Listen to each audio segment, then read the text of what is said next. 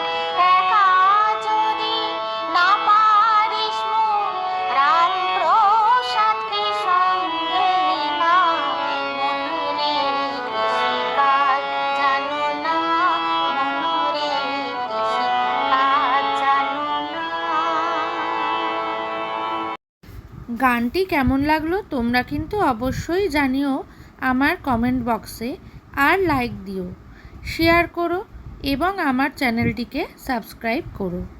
আজকের মতো tata, bye bye.